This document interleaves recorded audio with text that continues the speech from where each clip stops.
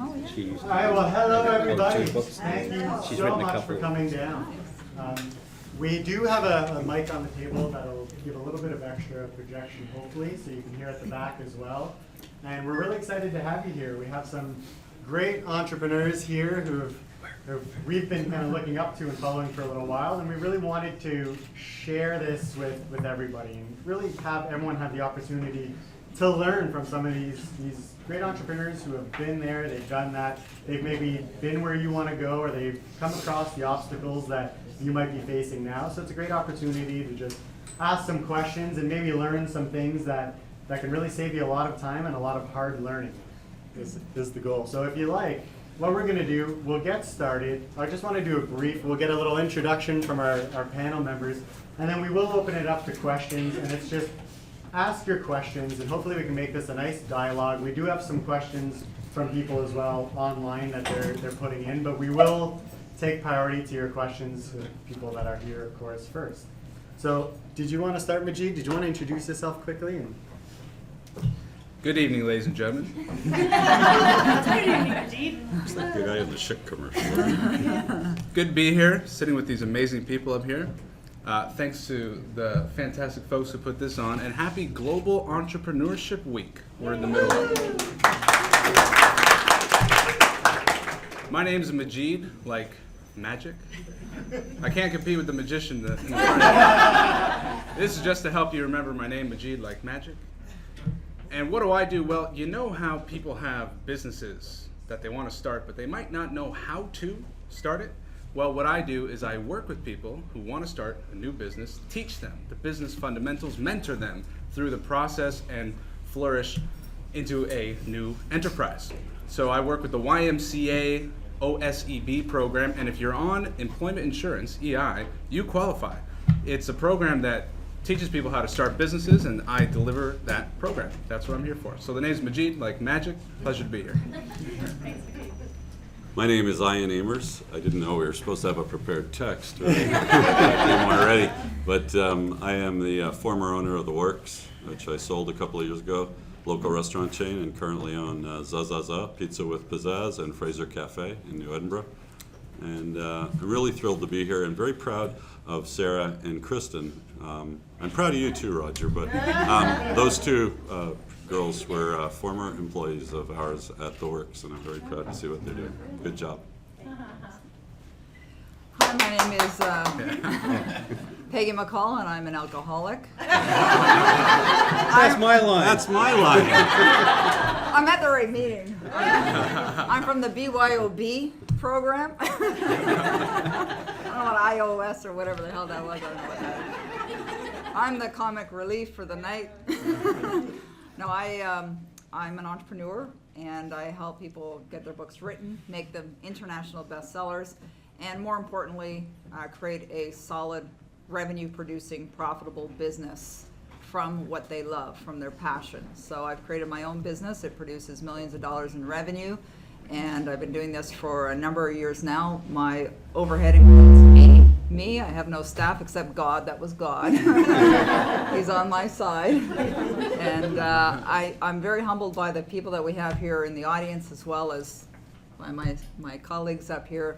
Lots of tremendous successful people here, so I'm thrilled to be with all of you. I'm here as a student. I put blah blah blah up there. Actually, Elliot did that.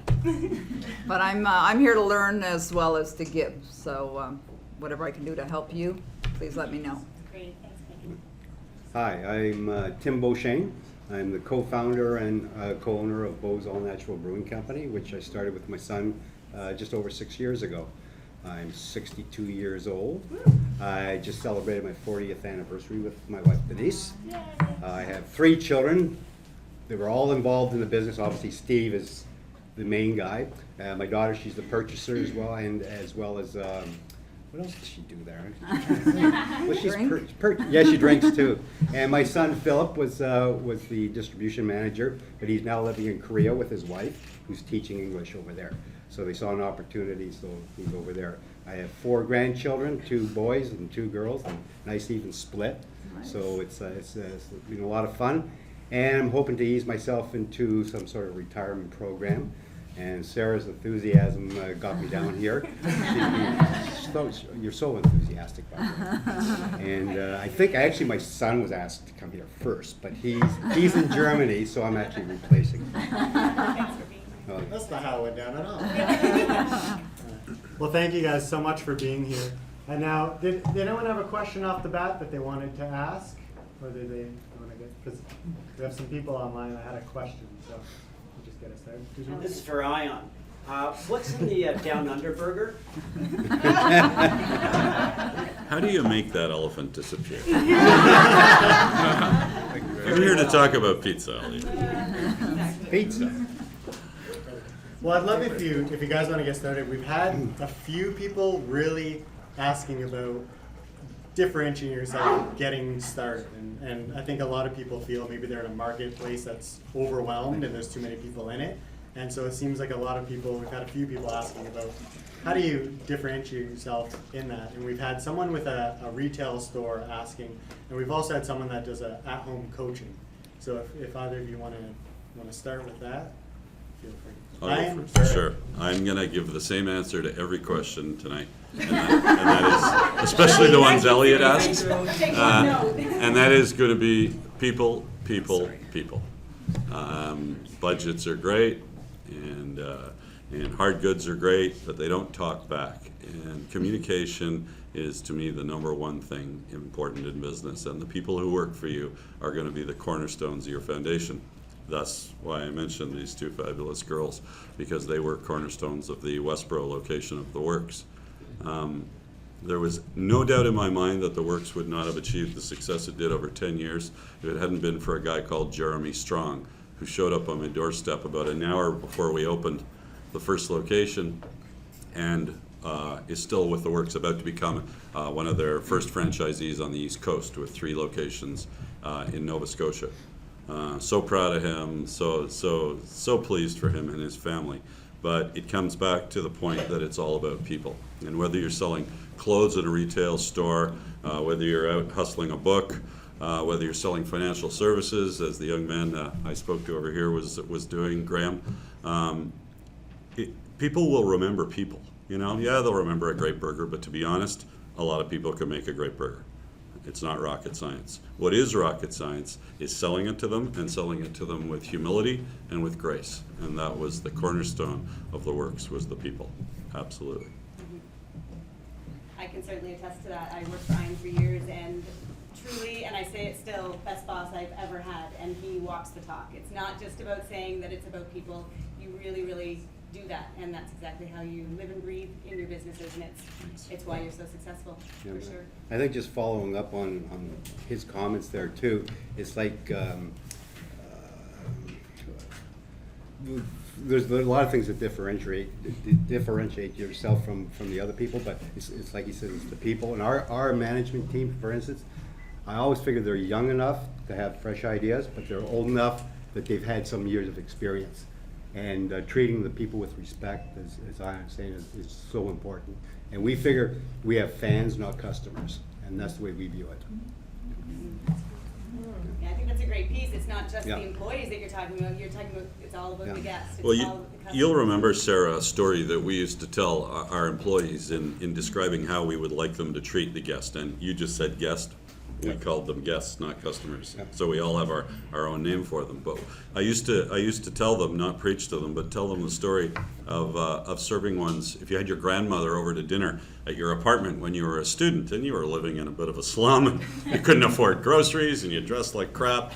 But if your grandmother was coming for Thanksgiving or Easter dinner, my guess is that you would make that apartment sparkle as best you could, that you would throw on your cleanest jeans and t-shirt, that you would make a fantastic meal, even if you had to go and borrow some food from the kitchen at the Works and ask if you could repay them later. And you would do absolutely everything within your power, including bending over backwards to take care of her while she was there.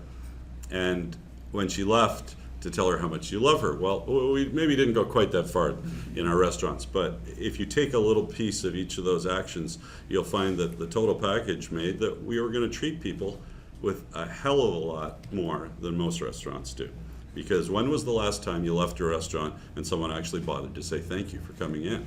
there are a lot of restaurants in this city. I think there are well over 5,000 licensed restaurants. And so that's a lot of places to put your bump.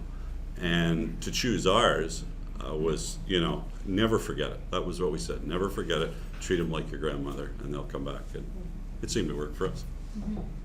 It's funny, we interviewed Tracy Arnett, and she made a really great comment. She was saying, whenever that phone rings in her office, something has happened in that person's life.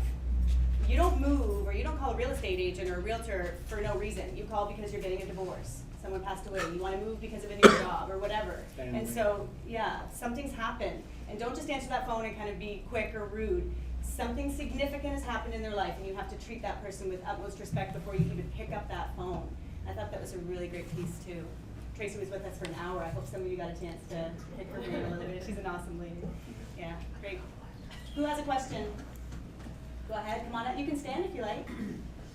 Just a quick question, guys. How did you overcome the resistance from family and friends once you went, like when you went into business for yourself? How did you overcome the resistance from those influences? You hire them all. That's what we did. Friends and family.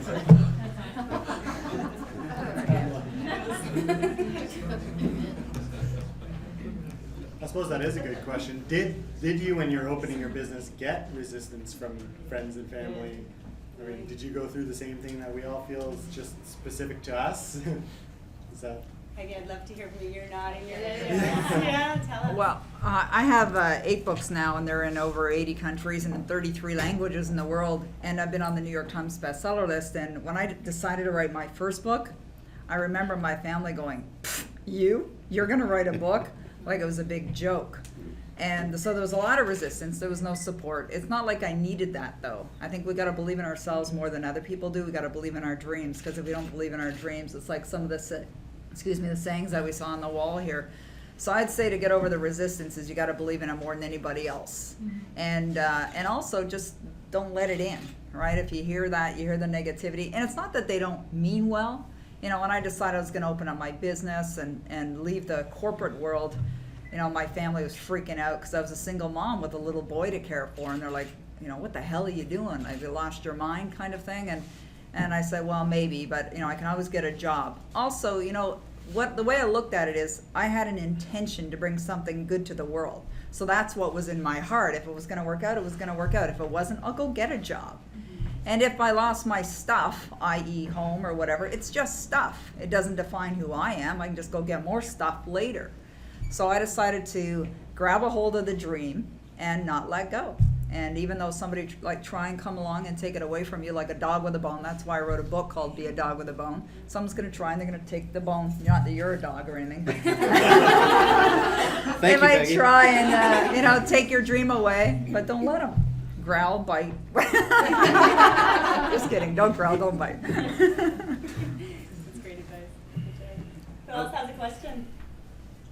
Before, sorry, all right, Janice, we'll do it after. I was just wondering, for anyone, when you started with your dream, they often say, build it or create it with the end in mind. So did you already have that envision of, okay, for example, your burger place, okay, I'm gonna build this fabulous burger chain, and then X number, you had that vision already, or was this Well, kind of take a step back, and I think as entrepreneurs, one of the definitions is that you're always used to being told you can't do it, and that just makes you want to do it more. So as far as family members or anybody telling you you're crazy, everybody in my entire existence told me I was crazy, and wouldn't lend me money. I run into them from time to time on the street now. You know, it's not too bad. What was the question? Driving your Audi. Did you see the end in mind? Yeah. Yes, I did, but there's more than one possible end. And maybe that's keeping your options open is a good thing. People kicked the tires at the works for many years and said, you know, would you be interested in selling? But if you know what it's creating on a day-to-day basis for you, then you know you realize that the ability to sell may be there, but then what do you do next? Yeah. And so it's got to take care of your future. And there were very few people who were willing to pay futures on it, which meant the potential. The Works is up to 20 locations now, and will be up to 50, I would think, within 5 years. So people often say to me, oh, well, you could have had 50 stores and made this and made that. I think being realistic is important. We just had a beef scare. And what could a beef scare do to a company that 80% of its sales come from beef? What could a bad economy do? Tends to be in my mind that people say to themselves, in a bad economy, I can make a burger on my barbecue. Yeah, but people So- drink more. That's what we like. Tim's in the right business to pick up the slack, so when we go down the tubes. So, you know, it's like another thing about buying and selling. Just while we're on the topic, is it's like Bell Canada stock or Apple stock. If you had Apple stock and you bought it at $10 and it was at whatever it was a couple of years ago, do you have to think very hard about selling it if you're at a certain point in your life where you need to create some wealth and think about it, you know, what you're going to do next? I don't think so. So it was the most difficult part for me was, what are Sarah and Kristen going to do?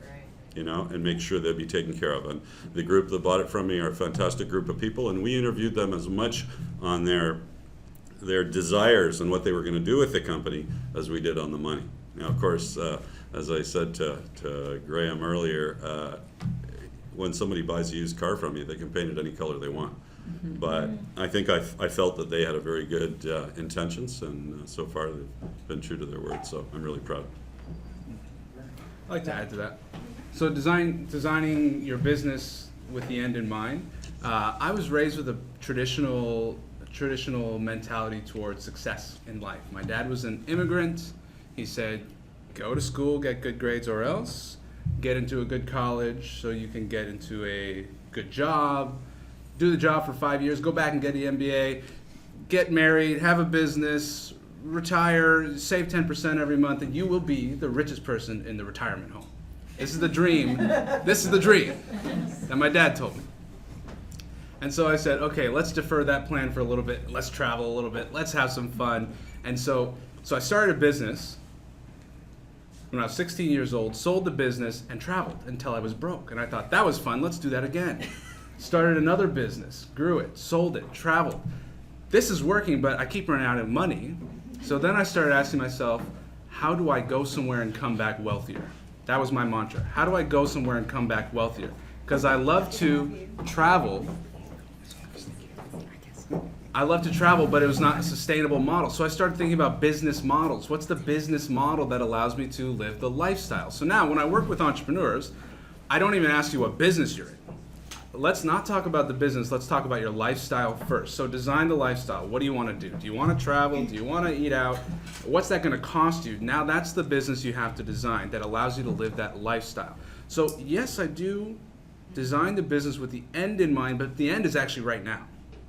The end is, what lifestyle do I want to live right now? And that's the result of the business model I'm designing. Because we can actually be in business in so many different ways. You can be in the restaurant business in one way. You have to be there 7 days a week. And you can design it differently where you don't have to be there at all. But you're still in the restaurant industry, restaurant business. So designing the lifestyle that you want, and then say, what business will allow me to live that lifestyle now, instead of what can I do to save money so that the end in mind is I'm the richest person in the retirement home. That's the difference. I just want to make mention Kathy Smart has joined us. I want to take a moment or two to introduce yourself and let the group know exactly who you are. Sure. My name is Kathy Smart. I'm known as North America's gluten-free expert. I'm a best-selling author and a TV show host and chef. I travel around North America teaching others how to eat healthy.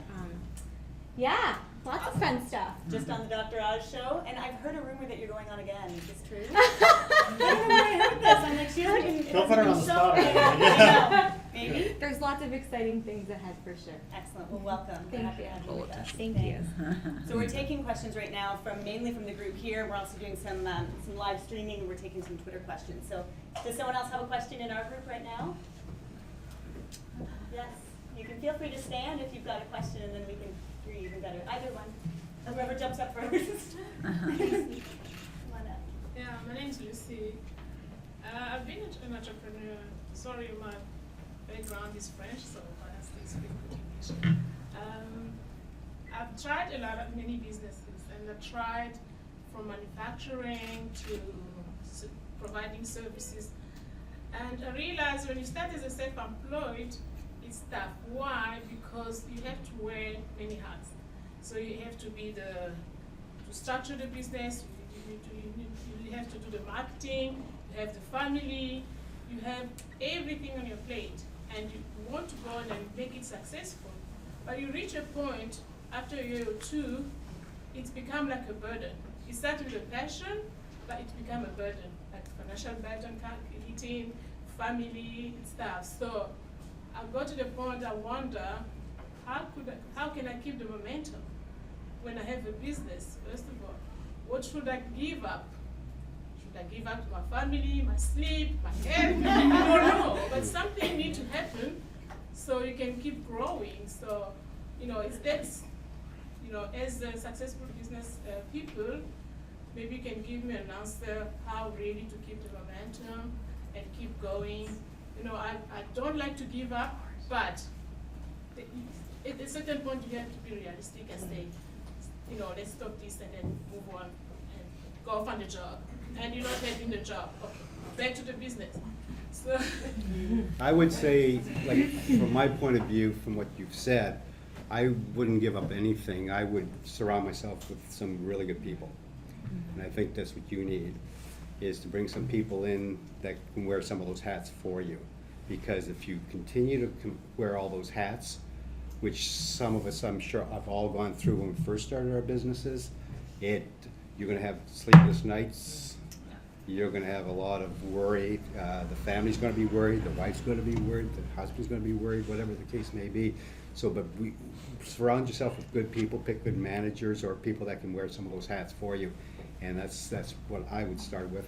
Rather than give anything up, just add to it. thank you.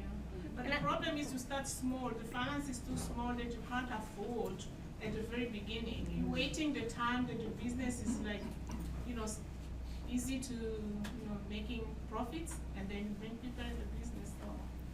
Well, kind of to ride on what Tim was saying, I think one of the most important things any business person has to do is look at the value of an hour for you. So if you bill out at $150 an hour, hire someone for $15 an hour to clean your house or to do your administration work, because then you can bill out at $150 an hour. So it sounds like you're trying to do everything. You're the expert. Delegate what you can for cheaper to other people, and you focus on what yours is. And I found when I did that, like I was doing, all the little menial tasks that just take forever, like banking and cleaning the house and and you're trying to do everything. I thought, what am I doing? I'm gonna delegate this, and this. And at first it might cost you $100, but you bill out at $150 an hour, and you take that 2 hours that you could have spent doing other things, and you've made a profit. So you have to kind of switch the way you're thinking. Yeah, thank you. Did anyone want to add on that? Just while we're... Yeah, I think, what's the real wealth? What's true wealth? It's health, right? So you don't let your sleep go. You don't let your diet go. You don't let your exercise go. What's after health? Family. So you don't let the business get in front of the family. If you're doing everything, then you're doing things that you're not good at. Because if you looked at all the tasks, there is a couple that you're best at, and by definition, then there are a couple that you're worst at. So when you're doing those things that you're worst at, you are not properly allocating your time. And you might think, well, I'm managing money, or well, there's not enough money there. But really, if you're bringing something good into the world, which I assume you are if you're in business, and you won't be in business for long if you're not. If you're bringing something good into the world, you got to be focusing on that top. You got to be inspiring people to come in. If you don't have the money to pay them as salary, you gotta sell them to come in as profit sharing, because that's a tricky sale to bring someone in as a profit share or as a commission person. But you inspire them into the vision of the good thing that you're bringing into the world through your business, and you focus where you're best. And by the way, you're going to have the most fun with that. And the way you tell what you're having fun is when you spend an hour on it and it feels like 5 minutes. And the stuff that you're doing for 5 minutes and it feels like an hour, stop doing that. Because it not only affects you and your business and your customers and the good you're bringing into the world, but it affects your family. and it affects your friends. Anybody who's with you, you're not the only one experiencing that stress. It dissipates. So focus on what's more fun, what you're good at, and bring people in. If you don't have the money to pay them, bring them in with a vision. Thank you. No one else have a question? Yeah, Oh, go ahead. I've been just recently diagnosed as gluten-free or gluten intolerant. There are thousands of books out there and thousands of items that you can buy, and some of them are just atrocious. How, as a new person, do I pick and choose my cookbooks? How do I pick and choose the food that I can eat without poisoning myself? Choose first. That's the only one I need. Other than that. You have gluten. No, How do you go into a store and say, this is better than this, and this is, some of that stuff out there is really bad. It's nasty. It's nasty, thank you, it's nasty. And I haven't bought any cookbooks as yet, because one, I don't like to cook, and if I'm going to cook, I want to. Perfect. Come to Zazaza and eat our gluten-free pizza. You don't need cookbooks. Just come on in. We'll take care of I want to make sure it. that if I'm going to cook it, I can eat it, because I don't want to waste my time. I don't like to cook. Yes, I'd love to hire somebody to do that. That's a good question. And there's a couple of ways. There's 3 ways. You can go online and Google your item and look at other people that have spent the $8 on a loaf of bread and hear what they have to say, if it's disgusting or if it's delicious.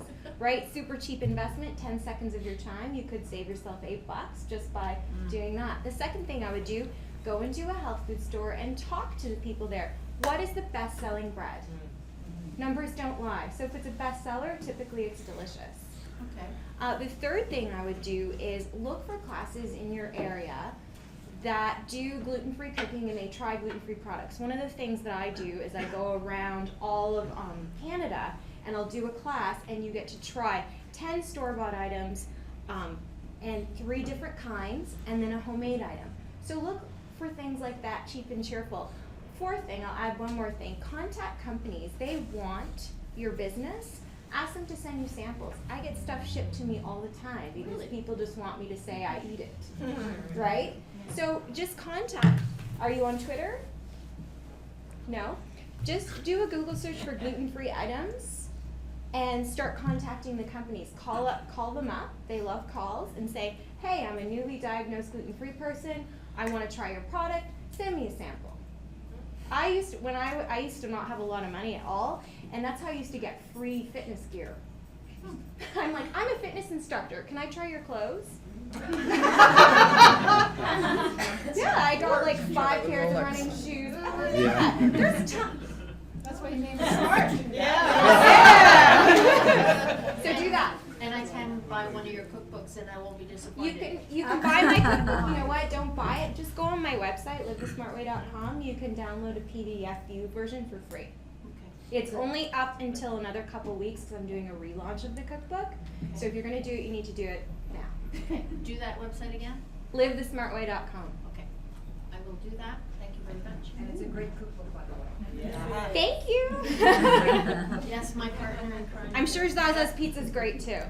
Chickpea crust. Is it really? You do have Yeah. gluten-free That's pizza. awesome. Absolutely. That's good. good. Kudos to you. About to have gluten-free beer. Yay. Does anyone else have a question? Yeah, I do. Ask away. Okay. In reference to not having money and bringing people in for profit sharing, what if you're not in a place of being able to share profits yet, but you need help with other hats that don't fit because they make you really anxious and just cripple you in being creative? How do you approach people and say, can you help me with this, without sounding like a desperate fool? What's your business? I teach people how to make friends with their computers and take away the fear of learning new technology. I have a friend who would love that. Cool. Can I give you my card later? He lives in China. Oh, well, you know what? I might be able to help you still. Skype. I don't know, I'm sort of thinking you may have to talk to the banks, get some infusion of cash so that you can start doing that. The 2 businesses that I started, both were very heavily financed up front, like, there's a lot of money involved. Yours might not be, like, I mean, I'm talking, you know, $250,000 plus to raise initially. But if you go to the, well, most banks, chartered banks won't help a startup, but you got the Business Development Bank of Canada, you've got some investors, maybe some friendly investors would, you could talk to, some friends or family that would be willing to invest, where you could draw from and get some help, be able to pay for some help. Is there a way to search for investors? I went to my accountant Really? when I was opening up Bose, because all the banks turned us down. And we sat there, I had about 10 meetings with her, and she would introduce me to different investors. Oh, She okay. introduced me to the people at the Business Development Bank of Canada who help startups and stuff like that. Okay. And that's a very good source as your accountant. Okay. Yeah. If I can just add, when you go looking for financing, be prepared. Because the minute you show a sign of desperation, you got the dragon's den on your hands. Oh, yeah, no question. Where they want 95% of your business Yeah. for $10 and Yeah. they'll show you how to run it, and it's probably not what you want. So No. be prepared. Okay. And we could talk for hours on Yeah. how to be prepared, Yeah. but The a business plan is business number- plan number is one. everything. Okay. And knowing your business backwards and forwards, because the minute, again, people can poke holes in it, they're gonna back right off. I think it's worth mentioning too, that as an entrepreneur, you've gotta be very realistic. I took a rest. Good job, Majid. The magician. One of the best moves I ever made in business was to put the key in the door and lock it and hand it to, so, you know, not everything's sweet success. And by doing that, limited my losses. And limiting one's losses in certain situations is just as important as the gains in others. Because if you sit there going, I can make it work and I can borrow money and I can do this, you've got to be realistic about that. And there may be times when just there isn't a market for your business, and you need to be blunt with yourself and your ego, because it's this that will stop you from putting that key in the door. So you can say, well, I'm 20 grand down, I'm going to lose $20,000. Well, if you stay open another year, you may lose $100,000, and you may have borrowed it from your mother-in-law, or, you know. So be realistic. Now, without the financing side of it though, like I'm not necessarily looking for financing, I'm looking for people to help me do the things that I don't do well. And I don't know how to Do you have ask a for that help. Sounds like you need a partner. Example. Okay. Yeah. Example, like designing posters or coming up with marketing ideas instead of having somebody say to me, oh, well, you can learn to do, I don't want to learn that. I'm really good at a lot of things. I suck at that, and I want to find somebody else that'll do it for me because it causes me stress. But I don't know how to go to somebody and say, I noticed you're really good at this, can you help me? Well, you Because- have two choices. You can hire someone, or you can let someone buy into your business Oh, as a okay. partner. All right. I wouldn't suggest every time you need a poster No, design, taking no, a partner on, but, you know. That was an example, right? Yeah, Throw an no, it's a- example, but it's a good true. one. But I'll also can't make mention it- I can't- something as well. There's this gentleman I know, he actually outsources when he needs help, but he'll go to like Indonesia and stuff like that. There's websites, and he'll get it for like 1/10 of the cost. Okay. And they're in fact, because you mentioned a designer, he actually hired a designer that works out of Indonesia for about 1/10 of the cost of what you would have to pay someone in North America. Okay. And he gets excellent work. Yes, I just heard about that actually, thank you. Yeah, so that was Fiverr.com, FIVERR.com. For $5, you get a poster made. And I've had many posters made for $5. Yeah. Here's what I could add. You have the right to ask for help. And people have the right to say no. So people may help you. Because people love helping people. So you may get some help. But beware of free help, and beware of getting your services done for free, because you cannot hold them accountable to the level of professionalism you can to someone paid. And if you want it done right and you want it done well, you pay for it. So that means you need money. So you could get money from an investor, and maybe you give up some equity, or you could get from a loan, what might put you in a world of pain if you don't get some money in. But what the problem here is, it sounds like you're not making enough sales. So there's two ways to make sales. You could be a farmer or a hunter.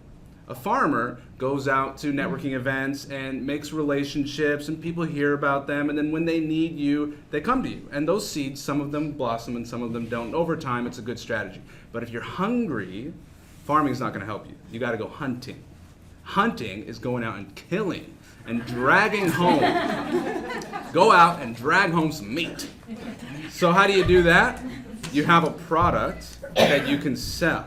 If you don't have a product that you can sell, that might be something to look at. If you do, you hit the phones. And when they say no, you call the next person, and then the next person.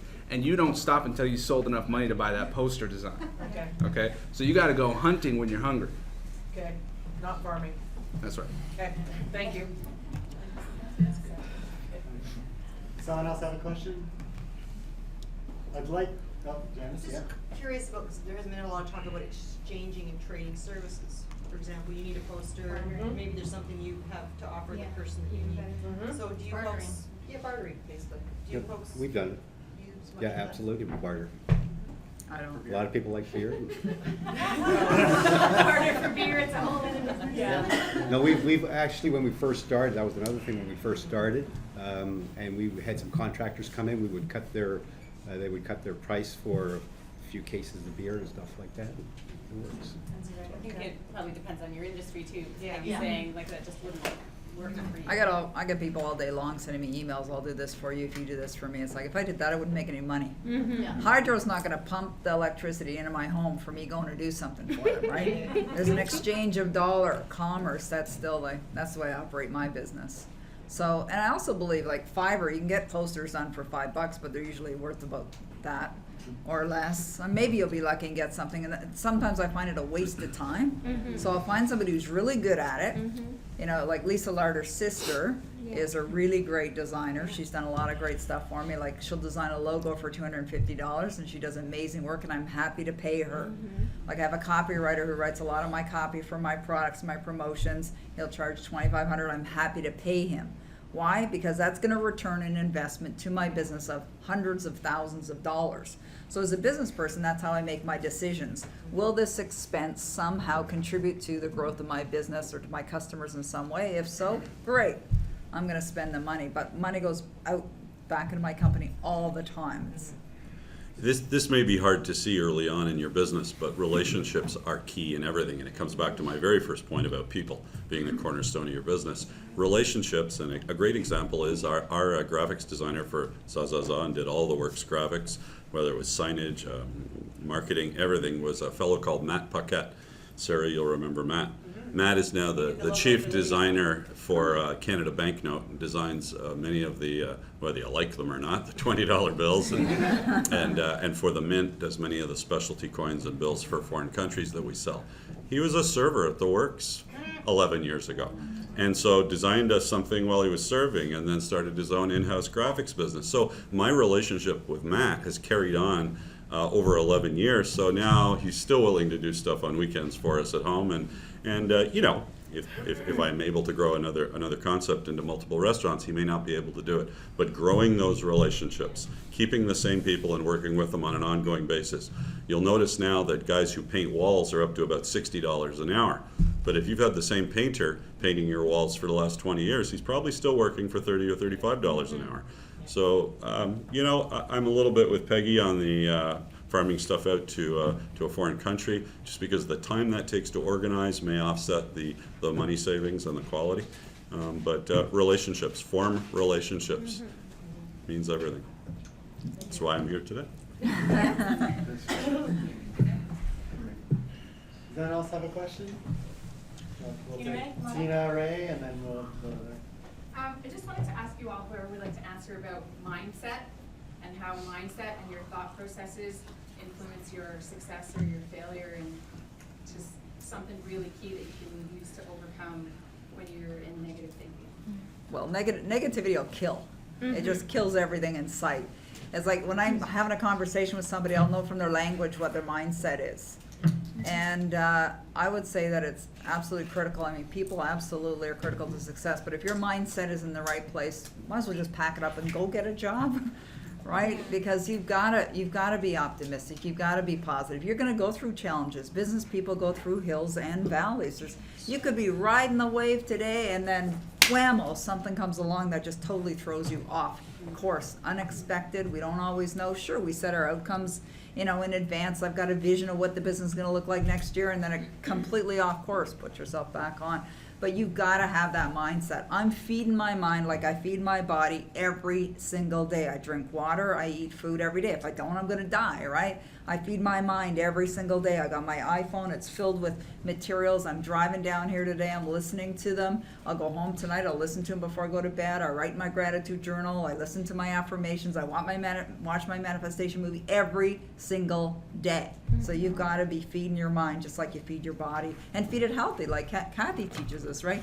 You feed your body healthy, you know, we're going to have more energy, we're going to feel better, we're going to be more vibrant, our mind's going to be clear. Same thing with your mindset. That's, you know, one of the best questions I've heard tonight. The other thing too, if your mindset is negative, and especially if you have employees, it trickles down, That's it ripples true. right Yeah. through. The fish And stings if from they, the head down. and if they see top management upset, nervous, panicky, whatever like that, I'm telling you, it just goes through the ranks like you wouldn't believe.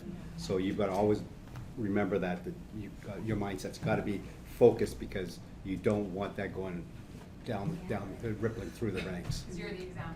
Yeah. Yeah. And I should mention that Tina Ray Maybe worked at the customers. Works. I was very proud of her as well. But, you know, Tina, you remember that in the years you worked with me, and there were many years, did you ever hear me raise my voice? No. Did you ever hear me say anything negative? Did you ever hear me chew somebody out in front of somebody else? It doesn't mean people didn't get chewed out, but what it meant is that I was never going to play the victim. We were never going to do anything but move forward, and if there was a fire, I was going to be the last person out, and everybody knew they were going to get out that door before me, and I was going to make sure of it.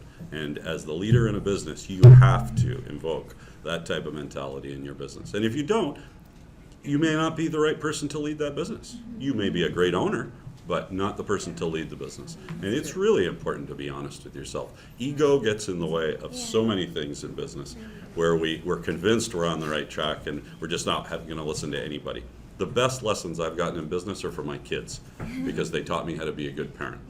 And I learned to let them make mistakes. And I learned that their mistakes occasionally cost me money, especially my 19-year-olds now. And you know, Tina Ray and Kristen and Sarah probably cost me some money along the way. Did I grief at them somewhere? Did I grief at them somewhere? No, I said, see what I mean? That's why we would like to try it this way. And by doing that, you know, you gain a lot of points within your own team, and your business moves forward, because people really appreciate what you're saying and don't just tune you out. And really, to kind of go on what Peggy was saying, it is really important, your internal dialogue. So this thing that I've been doing since I was a kid, since I was 12, is I write in a journal every day all the awesome things that happened that day. And this sounds very cheesy, but I have a positive box of every positive thing that anyone has ever written me, a note, a little kid from Sunday school, you know, anything positive, and I have it in there. And every day I wake up, I'm like, this is going to be an awesome day. On my way driving here, I'm like, man, this is going to rock. Like, and you just talk to yourself like that. And a lot of people are like, yeah, but how do you do it? So many people are so busy belly button picking about their problems. I've gotten some of my best ideas out of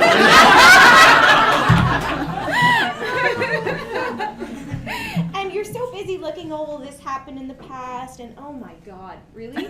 Just look forward. It's going to be a great day. Pizza toppings. Sorry, did I say that? I pick your belly button. Did you hear that? Pizza toppings. You I see, never that's said where- it.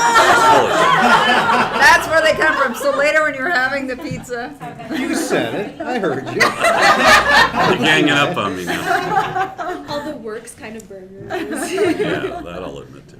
I heard Ryan saying something about, you know, your kids really providing mentorship to you, really, and we Sure can think do. about reverse mentorship in that way. And Peggy, you were saying that you listen to things daily, and are there any examples of things that you want to share that you're currently reading, have read, something that's inspired you, or that, you know, just that you can share with the group that maybe we can all go out and listen to as well, or read? I'd say that one of the best audios I've ever listened to, and I still listen to it regularly, is something called The Master Key to Wealth by Dr. Joseph Murphy. So if you all have your mentorship cards in front of you, underneath Peggy McCall, you're going to want to write that in the box there. Just, these are the opportunities for you to just write down a few notes and a few things I'd that you only can- listen to it if you want more money in your life. Yeah, okay. Okay. I don't know. What were the authors? By who? Your Master Key to Wealth by Dr. Joseph Murphy. Thank you. It's interesting how, entrepreneurs aren't all cut from the same cloth. We all have, I think, the same drive, but I don't read any books, and I don't go home and throw anything into a box. And I didn't, on the way down here, I was thinking, I'm a little hungry. I hope there's some good food. But I'll tell you an interesting personal story. My mother, when I was about 19 years old, was very worried about me, as well she should have been, because I am an alcoholic. And she leaned a book up against my door that she thought might help. She was an unusually kind person, and it was called The Road Less Traveled by Scott Peck. It was one of the very first self-help books. Never read the book, still haven't read it. It's in my, I'm going to do it tonight. I think I'm going to read it when I get home. It's in my bookshelf. What I did was, I opened it probably 5 years after she gave it to me, when I realized that I did need some help, and even though I hated reading. And the first line of the first chapter, the first sentence is all I ever read, and it says, "Life is difficult," and that's all you need to know to get over anything. Life's difficult, so get over it. Yeah. Move on. Let's go. Stop whining. Don't be a victim. Move on. If you're not an entrepreneur, don't be an entrepreneur. Go work for the Bay. It's okay. Think how lucky we are with what's going on in the world. So, life's difficult. Move on. Yeah, well said. I'm gonna put that in my positive box. Yeah. Mindset's really important. I appreciate the question. I talk to a lot of entrepreneurs about mindset, and we look at the difference between an entrepreneur mindset and an employee mindset. Employee has to get to work on time, and they stay there until the whistle blows.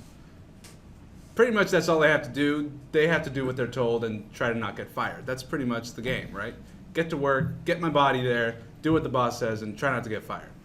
Entrepreneur wakes up in the morning, maybe 6 o'clock, maybe 9 o'clock, and they say, what do I do today? The answer to that question separates the winners from the losers. What do I do today? What's the most important thing for me to do right now? And you cannot answer that question accurately without one thing: clear goals. So clear goals that you review daily is your focus, your compass to answer that question. What's the most important thing for me to do right now? So that's the difference between the employee mentality and the entrepreneur mentality from sort of a time management perspective. I also think it's really important, the books you read, the music you listen to, the movies you watch, that's important, but the people you spend your time with is really important. It has been said that if you take the 10 people you spend the most time with and average their income, you will have your income. Some of you are thinking right now, I got to get rid of some of my broke friends. Okay, but that's true, and that goes for not just income, but for attitude, for opinions. So be really, really intentional of who you spend your time with. And then I'm going to give you one trick here, and that is turning a negative belief into a question, a positive question. Take a negative belief such as, I can't afford a new car. I can't afford a new car. You have that belief, and you believe your belief because you heard it and you believe what you say, so you will actually find proof. You look at your bank account, you look at your credit card bill, you look at how expensive cars are these days, and you believe, I can't afford a new car. And this is just going on and on and on, but you feel like, I need a new car, I want a new car, I can't afford a new car. Here's what you do. Turn it into a positive question. The question is, how can I afford a new car? Much more interesting question. How can I afford a new car? Gets your mind thinking of, I could take a second job, I could trade, I could sell a few things, I could look for a cheap car. It looks for solutions when you ask a question, but when you have a limiting belief or a negative belief, you believe it and you shut off. You shut off to potential and possibility. So when you're listening to that mind in your head, when you're listening to that voice in your head, take those limiting beliefs and turn them into questions. That's just a nice little mindset hack that you can take these limiting beliefs and just turn them into questions. Much more interesting to ask the question. Instead of I can't do it, question is how can I do it? Well said. I would love just even start with Majid, because I know you were saying your upbringing was very do this, go to school, get that. Was there something that inspired you to start a business? Was there something that kind of changed that path, or maybe? Well, probably like a lot of entrepreneurs in this room, I couldn't get a real job. I was 15 years old and legally prohibited from employment, but I liked money and I wanted to buy stuff. I wanted to buy basketball cards. That's what I wanted when I was 15 years old. And I used to bike every day to this snow cone stand, and I would spend some of the money that I would get from my allowance on these delicious snow cones. They had combinations of flavor. Coconut and cherry was called Tiger's Blood. Loved it. I was getting these snow cones all the time, and one day I rode my bike up to this snow cone stand, and I saw a sign that changed my life. It had 2 words. It said, "For sale." And so I went home and I tried to figure out, how do I buy a business? Because if I buy a business, of course, you're thinking what I'm thinking, as many snow cones as possible. So I bought the business, I employed my friends, we had the summer of a lifetime. We had a couple of summers of running this snow cone business. My parents actually, they didn't, they supported me. They supported me. They thought, you know, you can't get a real job. So you bought yourself a job. So that's what got me started. And my first one, and I realized it can be so much fun. Being an entrepreneur is a creative outlet. It can be so much fun. It can be hard. It can bring you to tears. It could cost you a lot of money, but it can be fun. So I'm always looking at, how can I express myself, do what I love, bring good things to the world through this beautiful thing called business that we can do in this free country we're in. So that's how I got started. Anyone else have a question? Hi, My name is Wim. I've got a true confessions question. Looking back on your great entrepreneurial careers, what would you say was your biggest failure, and what did you learn from it? Wow, great question. Who wants to take that one first? I'll go. I'd say my biggest failure was ignorance. Thinking ignorance is bliss. It's not bliss. It'll put you in the poorhouse real fast. See, when I started the business, I didn't know a lot about marketing. And I quickly realized that if I don't either learn how to effectively market or pay someone to do the marketing for me, then I'm not going to get anywhere. So I learned how to do marketing. So up until that point, though, I was just spending a lot of money and blowing a lot of money and getting further in debt. Until I really learned how to do marketing, that's when my business took off. I'm next, am I? You are. Well, I told you about turning the key in one restaurant store. I had had a great success before that. My first restaurant in Ottawa, I sold to my partner at the time and thought I'd struck gold, and wanted to show the world that I could strike gold twice in a row. And so I opened the next restaurant, and no, I'm not going to tell you the name, and had to shutter it a year later. And that calmed my ego down a whole lot. And it also taught me that, you know, you're not going to achieve success at everything you do, but you can still learn a hell of a lot from it. If you don't take away something learned from something you've not done well at, then you haven't learned anything at all. So, can you share, what was it that you learned from that? Well, I learned that just because I was in the restaurant business, that if I opened a food business, I wouldn't necessarily be successful. That it took just as much work. I don't think I worked as hard. I don't think I put as much creativity into it. And you know, I was just kind of running, going, this is what I do, so I'll open another one and it'll be fine. So yeah, it was an interesting experience. I would have to say my biggest regret, if it's a failure, regret was screwing around in high school.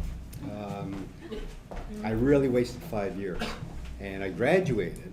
But just to give you an example, the math teacher in grade 12 said to me, I'll pass you as long as you don't come back in my classroom. I missed most of my class. The last 2 years I was down at the pool halls, all this sort of stuff. But what it did do, it actually worked out well for me, because I got a job after a full-time job as soon as I was finished high school, like a lot of my friends did, stuff like that, but it wasn't going anywhere. And so I decided, because I screwed up in high school, I'm going back to school.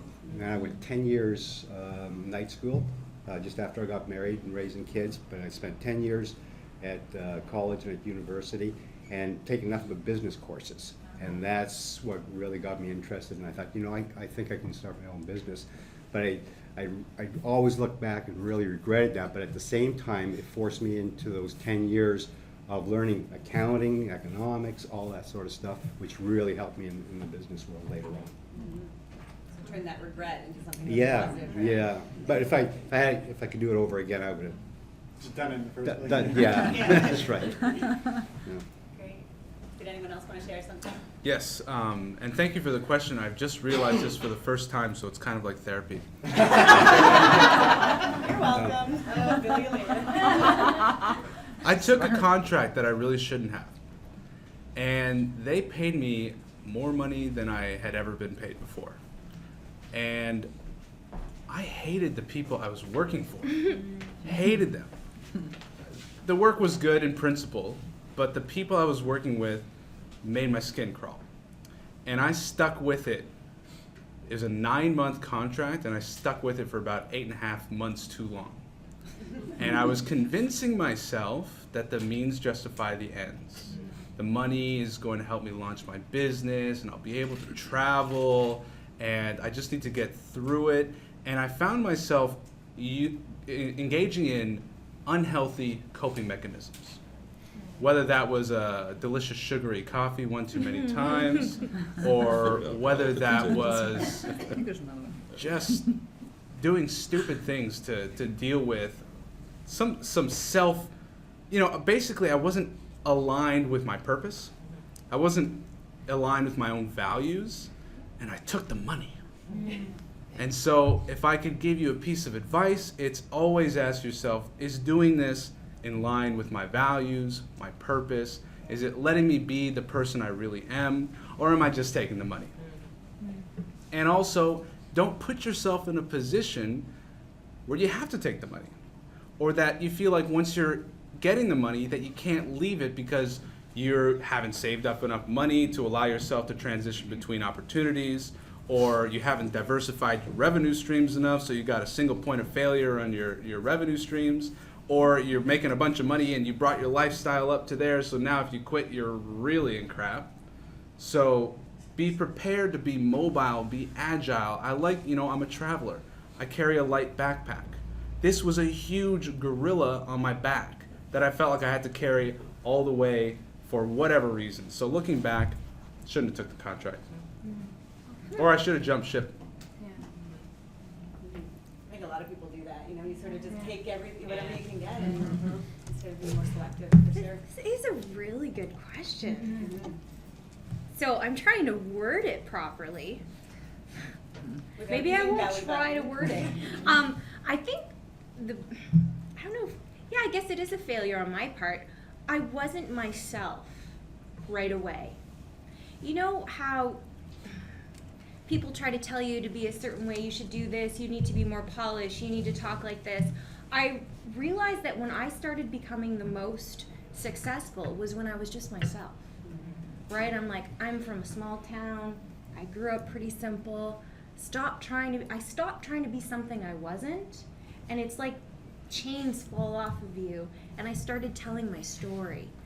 This is who I am, this is what's happened to me, and then it's like everything opened up. So I guess my biggest failure was not being myself right from the beginning. If that makes any sense to you. You know how we all put on these BS masks? We all do it. And, I'd go into places and I'd always be nervous. I had to say everything perfect. And then one day I'm like, man, I'm tired of this. I'm just going to be myself. And I think I'm going to write a cookbook. And yeah, gluten-free I think is where everything needs to go. And I think I'm going to do a TV show too. Right? Because before everyone was like, yeah, there's no market in gluten-free. You're crazy. Nobody's going to listen to you. You can't do a TV show on gluten-free. Then nobody will even watch it. And I'm like, you know what? I'm just going to be myself. So that would be my biggest failure. I don't want to say should have, but man, where I'd be if I would have done that a while back. But it's very freeing, right? Like, I used to try to always sit perfect, and now I'm like, whatever. I feel like we ought to get a couch. Tell some stories. Let's tell some stories. Like Oprah Dr. talks a Phil. lot about, I was going to say, and Yeah. Oprah talks a lot about being authentic and your authentic self. And I think that there's no real other way to be as an entrepreneur. I think if you're not living your bliss and doing your passion, you're going to you're not going to be successful. Well, and you can relate to people, right? Like, we all have these rote things that we say to one another, and we never really mean it. Like, how are you? I'm great, how are you? Really? You know, but when you're just like, you know what, actually, I'm doing awesome, but I'm feeling a little overwhelmed at the moment. I said that the other day to a friend. It was probably the most freeing things I've ever said. I'm like, wow, I can admit I'm not perfect. It's nice. Who else has a question? Yes, please stand. I realize, observing life, I realize that successful people, or those who become wealthy, they are dropout. From high school? From high school. Everything. And, Blushes, I dropouts. was starting to think that maybe education, getting a higher education, is preventing you from becoming wealthy. That'd be a good book, Jean. You know, I have a couple of businesses, and one of my businesses, I have there's 3 other partners. Bob Proctor, which a lot of people know from The Secret, and he went to high school for 2 months. He's very successful. But another one of my partners is Gay Hendricks, and he's a PhD graduate from Stanford. And then another another partner is Mary Morrissey, and she has multiple degrees as well. You know, PhD and an MBA and BA, whatever, BYOB. So I don't know if that's the case, but it's true. You know, we do find a lot of entrepreneurs. I went to high school, I graduated high school, but I think it was the same as you, Tim. I don't think my teachers wanted to see me back because I spend most of the time out in the hall anyways, because I get booted out of the class all the time because I disrupted everyone trying to be funny. Well, we had too much on our minds, right? I mean, you can't graduate and drive, and we all have drive, and you all hopefully have drive, and you can't teach somebody that. And sitting in Greek class, you know, in grade 11 was How like. old are you? I'm old. Hold on. For once, I'm not the oldest guy at the table. I actually got kicked out of Latin class. So there. I'm a beau. Anyway, there's no one size fits all. You're going to find entrepreneurs, some are extremely well educated, some not so well educated, but they probably all have one common thing, which is a desire to do something that they want to do and actually go out and do it. But there's no one size that fits all as far as education goes. Any employee I've ever had, when I've always encouraged them, if they want to go back to school, go back to school, go back to school. I've always been that way. And I've lost a couple really good employees that I've convinced to go back to school. But I'd rather see that for them. So. Yeah. A lot of them have ADD. Yeah, for sure. Like, huge. Yeah, I have ADD. Are we done? So does I. My mother's an educator. My aunt and uncle are educators, and I consider myself to be an educator. And I think the school system is broken, and we can have a whole conversation about that. But it was really designed in a time when the Industrial Revolution and the factory model was really in vogue. And so we said, we got all these raw materials, these kids, we need to batch them. You know, get them all starting at the same time. I don't care if that one's a little older, a little younger, a little taller. Let's put them all at the same time, and then we'll ring a bell. We'll move them from the math class to the science class to the English class, and we'll stamp them, we'll graduate them. And so they'll all come out standardized, right?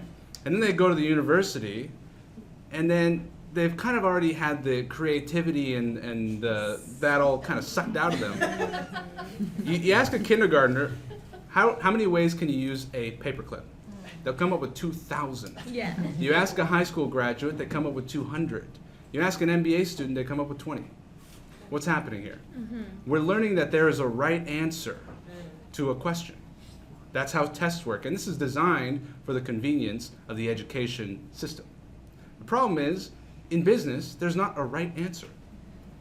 Money flows to the most creative, the most valuable, the thing that people want, right? So why aren't we all more coming out of school and being more wealthy? If you're more educated, you should be more wealthy. Well, maybe you can get a higher paying job, but we all know that a job is, you know, I mean, it has a very, very clear ceiling. This is your salary. You cannot, if you work harder, you will not go above this salary, right? But we're not learning in school about how to become wealthy, how to manage money, how to invest. So that's what you have to take on yourself, is learning about money. And so I think there is power in education. There's certainly power in learning about how to manage money. But I think the biggest gift that I got from university, I went to business school and I studied entrepreneurship. The thing that I got from university was learning how to learn.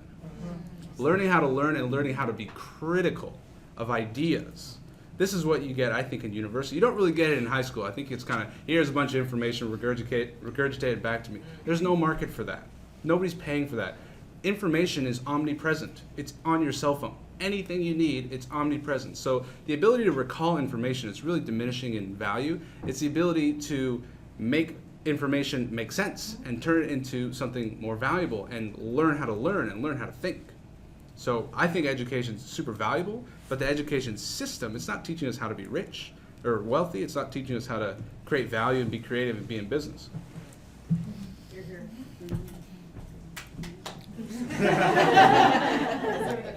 Can I ask a question? Yeah, I'd be interested to know from my fellow entrepreneurs whether they looked at money and being rich as the goal when they started out. I didn't even think about it. I'm sure to a T we would all say no. And even during our careers. I didn't want to have to set an alarm clock to get up in the morning. I like money. I didn't say whether you liked it, but was it the goal? Was It's it? one of them. Yeah. I mean, was it the driving force? Yeah. One of the things that we used to say with our staff at the Works, and the three that are here may remember, is I always used to say to the servers, because the servers in a restaurant to me are entrepreneurs. Yeah. They have their own little business within my restaurant, and they can produce their own income based on how well they market it and how hard they work. And always used to say, forget about the money. Absolutely forget about it. Give the best service you can. Exactly. Give the guest everything they need. Bend over backwards. In doing that, you will help my business, but you will also help your own business, which was your pocket. And I'm sure Sarah would attest to the fact that she did extremely well with that in mind. I'm not sure if I ever said that to you. I put myself through business school, working at the Works, so thank you. Yes, Absolutely. you did. Great And job. she had all the right goals and just let the money take care of itself, and it did, because she did everything right on the way to that goal. I totally agree with that. A lot of people are like, how do you get this and how do you do this media? How do you get advertising? Like, I never pay for advertising. Just do an unbelievable job each and every time. There you I was go. referred to once as a marketing slut. And I took it as a supreme compliment. Yes. Yeah. Can you tell us how exactly you go about doing that? I know we're talking about these things, but how do you go about not paying for advertising and not paying for promotion? I think a lot of us entrepreneurs are finding that costs us a lot of money to have to market our business and pay for advertising, go to trade shows and pay the $500 or the $1,000 for a booth. How do you not do that? Be good at what you do. People will want you there. Do you ask? Depends. Typically, I'm asked. Right. And if I'm not asked and they want me there, I'll say, well, I'll be there and I'll drive traffic to there. But I'll have this for free and I'd like this, this, and this is what I'll do in exchange for you. And when you first started in business, Yeah. was that still the same conversation? or- Always. I've never paid for advertising because I truly believe if you give good content, it's a fair exchange. I give you awesome content, I give you awesome information, and I'm doing you a favor. That's how I look at it. Yeah, Bose exactly was the same Yeah. way. Like, we actually stated in our policy we weren't going to pay for advertising. What we did, there has been occasions where we've had to, but generally speaking, we don't, and we get the product in the people's hands. Exactly. We go to events, we go to golf courses, Exactly. whatever it took. Anybody that wanted us where we could pour our samples. That's right. And that's the way we promoted Bose. Exactly. And we, One of the big newspaper- myths, yeah. and you've all seen this, is Yeah. that to get into the Ottawa Citizen or into any Yeah. publication, you have to have a contact, and they would never want me. Are you kidding? They're Yeah. starved for information. Exactly, With yeah. all the media outlets that are out there today, and now with online media, yeah. they Yeah. are starved for content. And I Totally. could tell you that right now, any of you could phone a telephone number, Yep. any of us would give you, and you'd be in a publication within a week with a story about whatever it is you're doing. Oh, yeah. And all it is sending out the proper press releases right. to the proper people, Yeah. and a myriad of other things. Well, My- and make it simple for them. They're super busy. They have a 24-hour deadline. Write your own articles. Send your own pictures. They have an article already done for them. We're Right? usually in the media now, at least every other week in either the National Post, the Citizen, Yes. the Toronto Star, whatever. And it's like we have these press releases going out. It's actually my daughter that writes it. Cool. That's what she does. That's just the other job. Yeah, Yeah. another job. She does the press releases. There you go. Yeah. And I was gonna say, I was gonna add in that I know that I am, with the Works, you did a lot of charity stuff and you Yeah. automatically get Ah. very Yeah, but fascinating. I'm very delicate about talking about that. The reason I was involved in community is because I believe in community. The fact that it brought something to my business, and I know cynical people will say he's full of shit, but it's not true.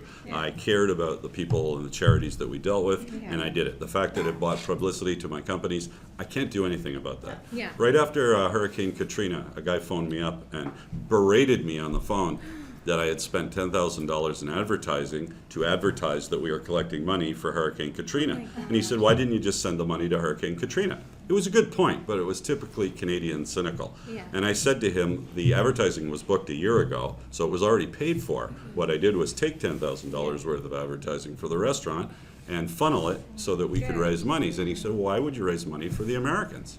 And I reminded him that if we were ever in trouble, I thought they would probably be coming out. So it was the least we could do. But you have to be very careful. I know some businessmen and women who would readily admit that they're involved in charity and community because it's good for their business.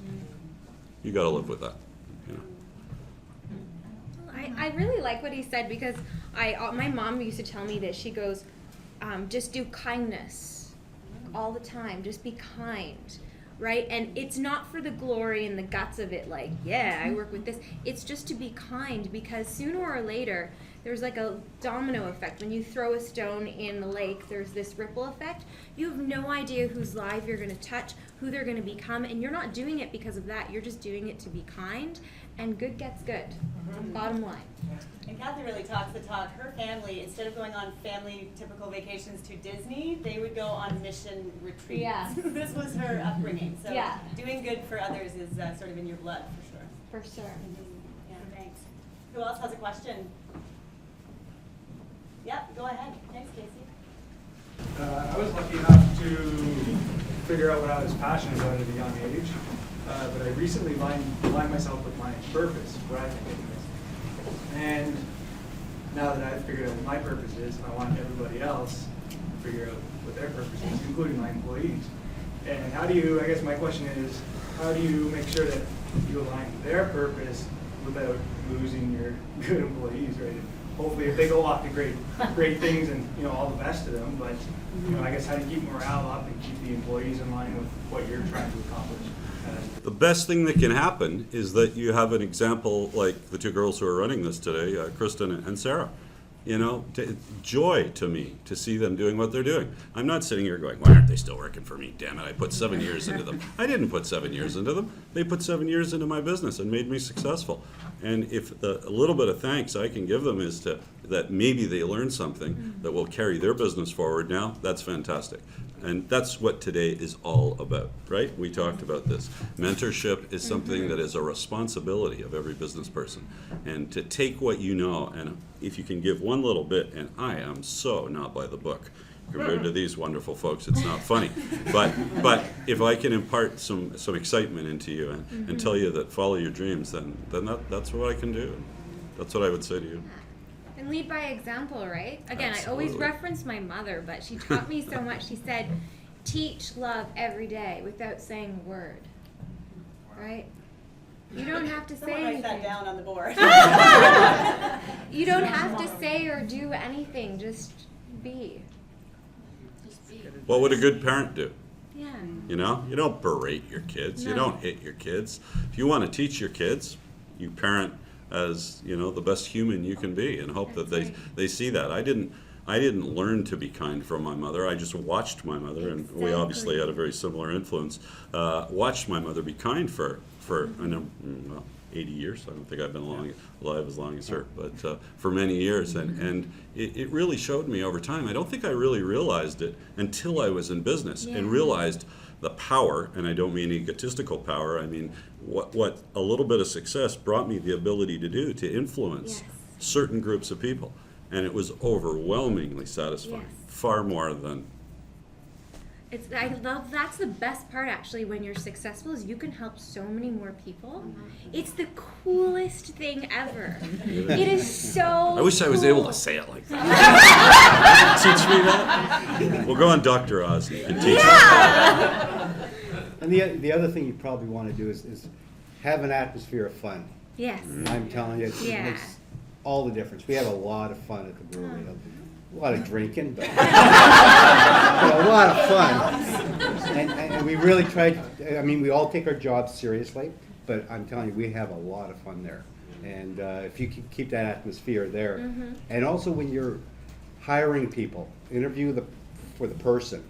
Skill sets can be trained, but hire for the person. That does it fit in with the culture that you want?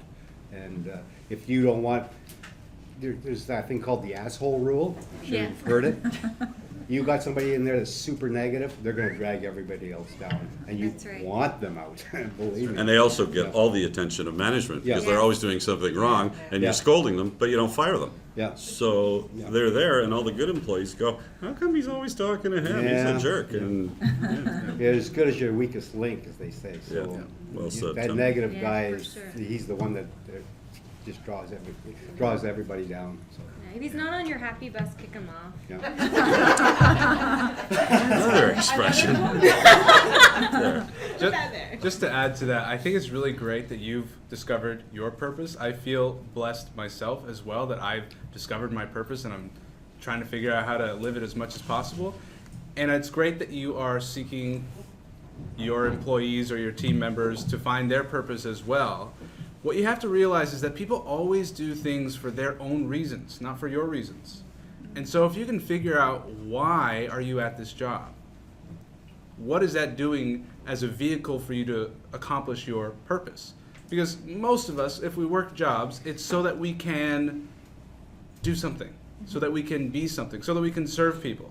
And so if you figure out how does the job align to their purpose, and if you figure out that it doesn't, then that's a recipe for them being very disappointed. They might be good at their job, but they'll ultimately be quite disappointed, and you might encourage them to move on.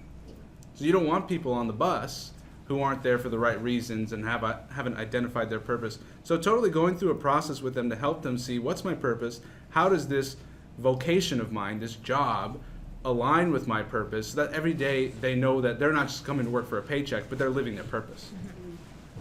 And I think that goes for entrepreneurs who don't have employees, but certainly people that we're outsourcing work to and working with in our circle. And I think we can make sure that we're working with people that are living their passion too, you know, that are helping us to grow our businesses. Yeah, that also extends to your suppliers as well. Absolutely. You know, the suppliers we use, we build a really good relationship with them as well. So I mean, that's important as well. So. Yeah.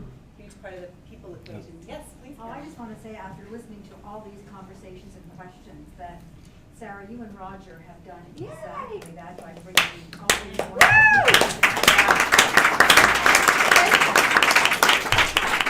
also provide the mentorship opportunities. Like when we had it set up before, all these wonderful people came. Wow, look at everybody. That you know, people could meet one-on-one and really have good conversations to see how you can help somebody, and also how you can also connect other people. Because as I met some people, then I thought, well, maybe they could meet Kim, or maybe they can meet Rosalind.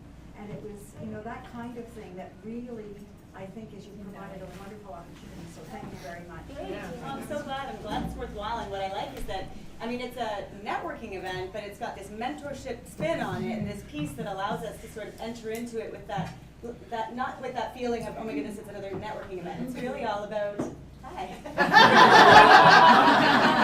You know, it's really about paying it forward, and it's about learning, and it's about reaching out, and it's about sharing. And so I certainly can't thank anybody that's come here tonight, or all during the day, enough for everything that you've done. So this has just been a great event for us too, and thank you so much. And we'll keep going. We want to ask a few more questions. I know we've got a little bit more time before beer and pizza arrives. Stan, please.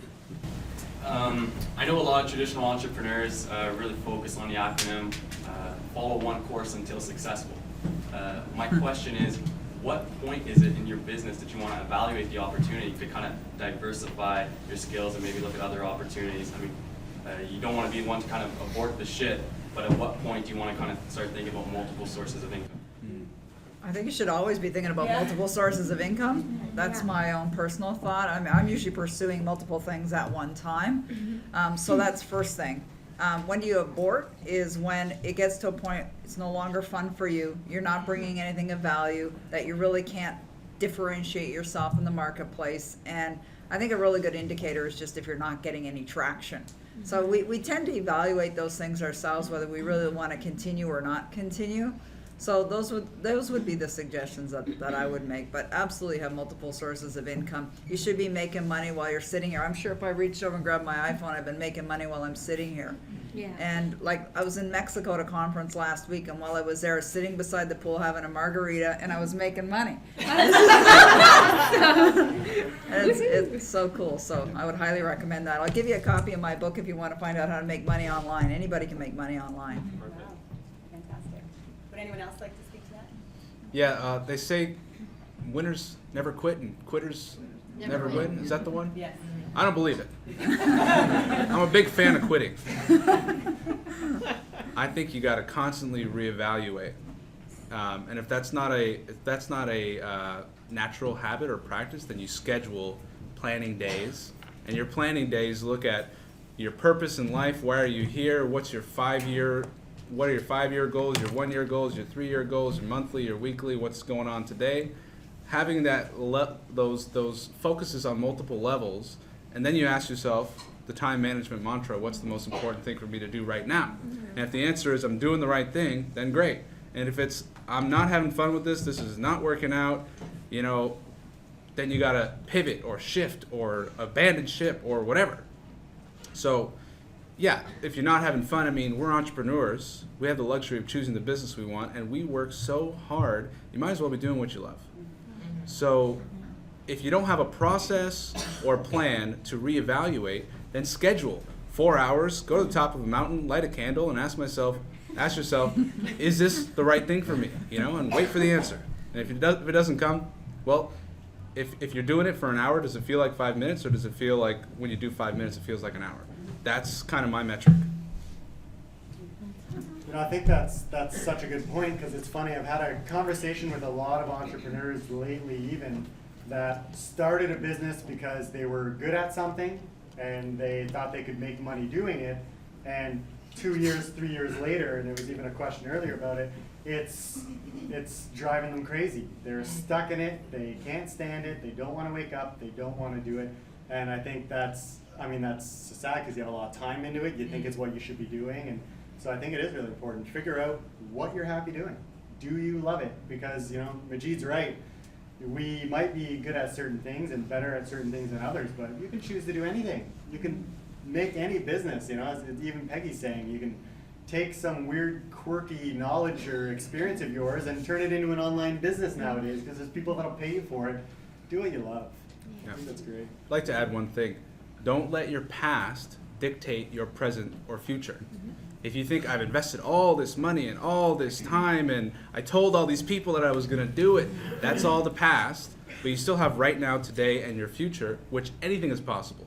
It's not like you draw a dotted line of trajectory of I was on this path and I must continue the dotted line. So any day, anytime, you are always give yourself permission to reevaluate. Yeah, I was in the leather industry for 32 years. Before I decided to open up Bose.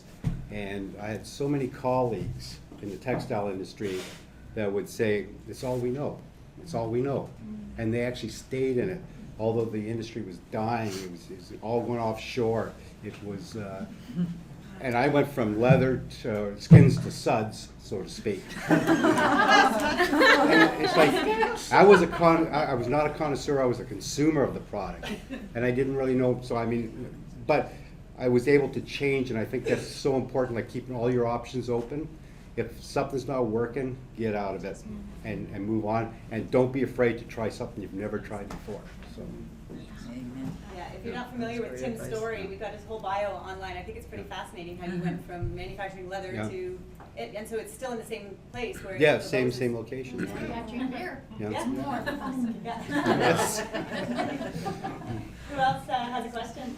Please. We talk about changes, and as you start in your 20s, 30s, 40s, and wherever, you change as to what is going to be successful for you and what you want to do as a passion. And I'm sure you've all, Tim, you talked about being in high school, but you just weren't ready for what they were offering you in high school. And to go back and say it was a failure to not do it, well, you weren't ready at that point in your life. Possibly, yeah. And so you went back to school when you were in your 20s, and we see people going back and re-educating themselves. And how, when you look back on your lives and you can apply that, do you see where changes through your business has grown? And maybe when you got in your 30s, that business isn't something you wanted to do, so you do something different as you go in your 40s. Maybe comment on that. I would also say that's a great point, Jane. I would also say that we've got outside influences, right? Like when I moved into my business full time, I was a single mom. And to me, my number one role on this planet is being a mom. There's nothing more important to me, and now I'm a grandmother, so being a grandmother is an important role. So that drove me. That really drove me. So was I really ready to be driven like that in business before that? Maybe not. But my son is the biggest inspiration that I have, and now my grandson. And what drives me even more now is when I look at that little guy's face, and if any of you want to see his picture, I have plenty of them. See this right here. So see his little face. He's so cute. What a cutie. That's what inspires me. So I think it changes. I think it depends on what's going on in your life. I was driven to be the best mom I could be. And to be, that's why I started studying at marketing online, because I thought, okay, how can I be successful doing what I love from the comfort of my home? I lived in Canada at that time, so I thought, I want to impact people all over the world, but I don't want to be gone. I don't want to be on the road. I don't want to be all over the world doing all these seminars. I can do them online. So that's how so I think it really depends on your outside influences. What's so interesting too, and I'm noticing it right here, is how incredibly different all five of us are. Oh, yeah. We've all picked different roads of entrepreneurism or whatever it's called. And I'm in retail, and you're on TV and speak and an expert in a field, and you write what you're an expert at, and you're making our beer that we don't carry, but we'll talk about that. Let's not talk about that one. It's quite incredible. I've done the same thing since I was 15 years old. I've never derivated from the road. Food has been my passion. Serving people has been my passion, and it's all I've ever done. But it's obviously been quite different for other people here, and they've been very successful too. So I think that in itself is a lesson. Absolutely. Great. Who's next? I have a question. I'm curious, how much work do you guys actually do? I gotta go to the bathroom. I'll go first. That's a great question. I am down to a 2-day week. Yeah. So that means I only work 5 days now. But no. No, because there's this 10,000 hour rule, and they say that a 10,000 hour point. Yeah. Like, have you? I wanted to play golf for 10,000 hours so I could be an expert, but I just don't have the time. Well, maybe not that exactly, but just taking the principle that people who have reached a certain The plateau outliers. have Yeah. really worked their faces. Yeah. Is I'll be honest. that true, or did one of you? I'm sure it's same. This is one thing I think we're probably all going to agree on, is that the first few years of the business, I'm telling you, if you're not working 50 to 60 hours plus, you're not doing the job. A day. And it really does. It's a 7 days a week situation. For me, I'm so lucky now because I have Stephen that's managing the business, and it's allowing me to now ease out into a retirement mode, which is what I'm looking forward to now. But initially it's so many hours, and it's a lot of time. You have to commit, otherwise it's not going to work. You actually can't think in terms of hours. I think that's where the passion comes in, right? Yeah, you don't even think in terms of hours. You think in terms of months. Years. Years. They say that successful people are willing to do the things that unsuccessful people aren't willing to do. Like Jane's been very successful in real estate. She's willing to bust her bum. We've got Elliot here in the front row, who's been a magician for how many years now, Elliot, who's just about to celebrate his 60th birthday. This weekend, and I'm not invited to the party. I just like that. How many years have you been a magician? 40, and he's still willing to do the things that are, I mean, he was out here all day long, you know, from 1 o'clock to 4 o'clock for the open to talk to people. You know, were you paid for that time, Elliot? No. So, yeah, because he loves to do it. I did an event a couple weeks ago. I had people fly in from all over the world. Elliot said, "Hey, I'd like to come and perform at your event." He came and performed at my event. It was worth the price I paid for it. Just kidding, Elliot. It was awesome. But I think She was looking down at her phone going, look how much money I'm making. I think it's a great question. I think it's one that if you're looking to become an entrepreneur, you better be prepared to put in the work, because there's work. I remember one time my husband and I were on vacation. We're driving down this road somewhere, I don't know, whether we're in Nova Scotia or New Brunswick or something, beautiful scenery, and I'm like this. And my husband's going, excuse me, would you like to enjoy this with me? I remember on our honeymoon, we just got married 5 years ago, we're on a honeymoon and he's asleep and I'm grabbing my BlackBerry. Yes. So I can. I totally. See, I call this anti-social media. Yeah, it is anti-social. Let me put that away. I totally get My grandson. Oh, he's cute. It's a kind of thing, you'll be out for supper with friends and in your head you're thinking, I gotta get this done, do this and this. So you go take a bathroom break and you're there for 20 minutes getting stuff done. You should try eating in a restaurant with me. Doesn't work very well. I'll take you to a bar and we'll be working. We've got time for a few more questions. I'm curious, how does one choose a mentor? Oh, that's a great question. That's a really Find good somebody who's question. getting results that you want. Learn from them. I think it's a natural attraction. Yes, I- it is. A very good friend of mine, unfortunately he passed away, but I always considered him my mentor. And for years, just loved what he did. We had a great relationship. We were great best friends and stuff like that. And it was just a natural attraction. Right. So it wasn't, I went out looking for a mentor. I just was drawn towards him. You know. Right. That's a very good And he had run his own business for years, so very successful. I have a pretty specific formula. I look for someone who is successful in the business that I want to be in the way that I want to be successful. And then I go to them and I ask them a very simple question, which is, will you be my mentor? Right. Right on. And then I ask them, what does that mean for you? What do I need to bring to the table? And what are you willing to bring to the table? And shall we dance? Right. And sometimes people say no. Or sometimes people say, pay me $5,000. Yeah. Then I evaluate that based on the price, you know? So I've had some amazing mentors that I've actually just gone to and say, will you be my mentor? And some people are open to it and some are not. Right. So don't take it personally. No. Well, and there's different mentors for different things. Yes. True. There's not one person that's going to fit the bill. Right. Right? So I have a mentor that helps me. He helps me with all of my marketing and sales, and he's here. He's back there. And I have a mentor for my yoga. Right? I have a mentor, someone that helps me in terms of cooking, right? For its cooking tips. So there's a different mentor for different things. So there's not going to be one person that is God for you. Right. And the balance being that you're also a mentor for people, or vice versa. You have a mentor and you are a mentor? I'm very careful about that. I do like to be a mentor for people, but you have to make sure that it's not someone trying to piggyback off of you. Right. Because the worst thing you can do is do it for them and enable them, and then they never learn how to work hard. So I can give them advice, Right. give them a couple of options, but always make sure they do the work. Mm-hmm. Makes sense? Absolutely. Yeah. That's a great point. Wow. Couple more questions. Good question. Very Yeah. good.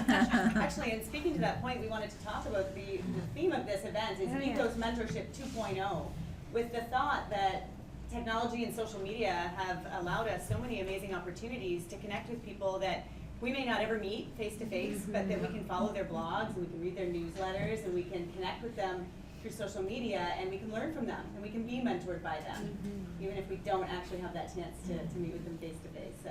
And don't underestimate that. I mean, I've literally in the last year, almost every single tool that I'm using and even direction that I'm going and way to implement my business, I've learned through connecting with people online and in person, but mostly connecting to their newsletters. And I did just, exactly what some of these guys are saying, and Majid, you were even talking about that, is I found someone that did what I want to do. And I had no idea how I was going to ever accomplish it, but they did it, why can't I? And I started watching videos with them, watching interviews with them, and reading their newsletter, join them on Facebook, and ask them a question every now and then. They actually answer, and through that learned, almost like mentorship, what tool did they use to launch this program and build this product, and that information's out there. And so rather than having to sit down with them one-on-one and pay them money in a lot of cases, that information's out there. It's online, and I just connected with them and learned so much, and everything's transformed. That's how I've connected with most of you, really, is connecting online, following some of your things, and talking about some of the same subjects, and you learn from them. And when they inspire, that's what made us think of inviting you today, and the fact that you're all so different, as I put it, because it's just, some people might really connect with Kathy and go home and download her free book and start following her, and some people might really connect with Ian and love the way that he does business. And find the people you connect with, you know, it's a relationship, and follow them, participate with them, and follow them on Facebook and tweet about them, just connect with them. You think some of them will go home and drink beer? I think a lot of people are going to drink beer really soon. Everyone's going to love you as a mentor. Oh, yeah. We've got time for I've got so many new friends since I started this business. I'll woodwork, I'm sure. A couple more questions, probably just one or two more. Go ahead, please stand if you want to, Stephen.